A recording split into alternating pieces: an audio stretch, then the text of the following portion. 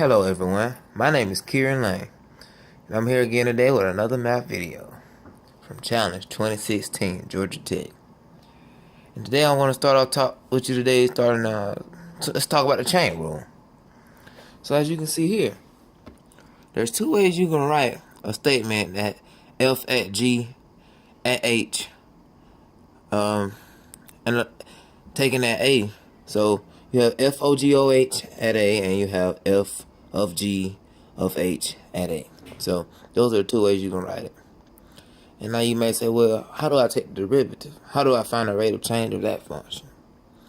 So you know you have to start with the outermost function, and here the outermost function is F.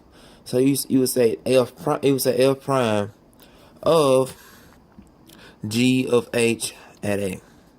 So you leave everything on the inside intact, and you just take the derivative of F prime. But then you have to keep going because it's a chain rule. Now you want to go to the next innermost, which is the next outermost, which is G. So you would say G prime, keep everything on the inside intact. So that's what's shown here. Then you have one more thing on the inside. So you would say H prime of A. And that's simply how the flow goes. That's why it's called a chain rule. Simple like you're going down the chain. So let's do a problem. Here we have e to the sine radical x. So you might be saying, whoa, how do I take the derivative of that? Well, your derivative rule for anything e to the x is derivative of e to the x is e to the x. So here it's shown derivative of that is this. But now you have to use the chain rule. So simply now you're on this step. You have to take the derivative of sine and all of that. And the derivative of sine is cosine. But you keep everything on the inside intact here. And now since you have that, you will move to the last step, h prime of A. And so that will be taking the derivative of radical x. Well, that's the same thing as x to the 1/2. If you take the derivative of that, you have 1/2 x to the negative 1/2.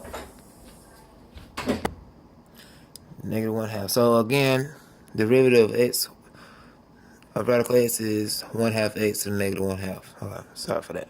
And it's simply just saying 1 is going to stay up there, what you want to see, and 2 is going to be down here with the radical x. So that's simply that. But then it wants you to show it evaluated at pi squared. Well, remember here we have radical x. So remember that square with the pi square is going to go away because it's going to cancel. That square and that radical are going to cancel. So it's just going to simply be whatever you had pi. So e to the sine of pi times cosine pi over 2 pi. And it's straight up, I mean, you can look at it and see that this is going to be 0 and this is going to be 0. Because cosine at pi is 0.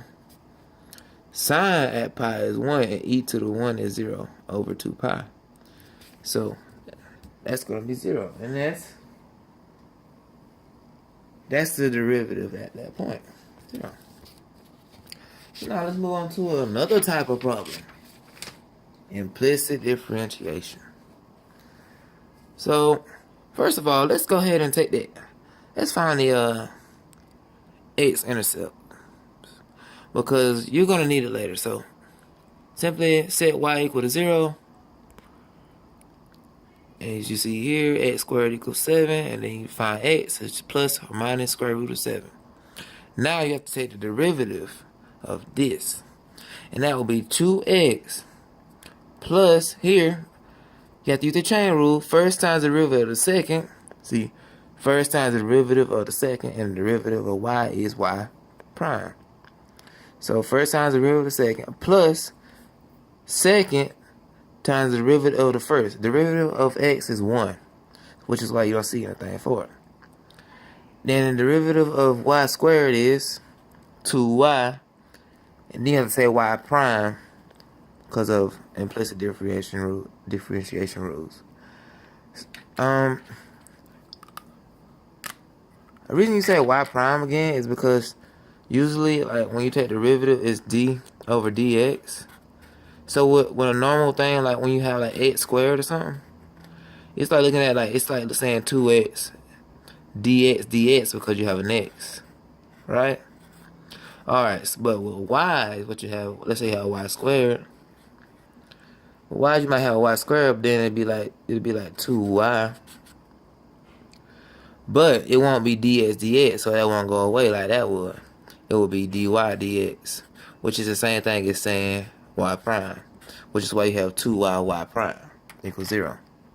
So, moving on.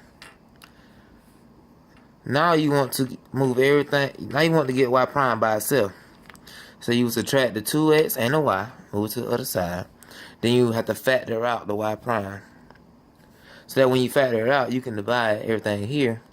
And then you have negative 2x minus y over what you divided here.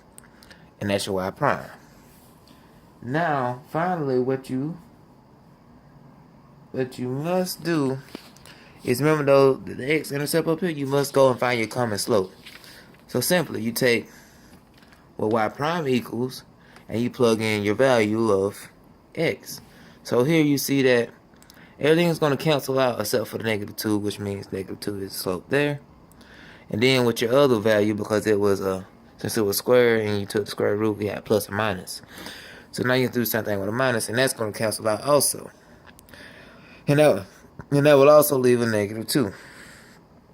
So to do a quick recap, today we talked about the chain rule, how to use the chain rule, how to find values, how to find a derivative using that rule, and we also talked about implicit differentiation. So this is Kieran Lane signing out. Peace.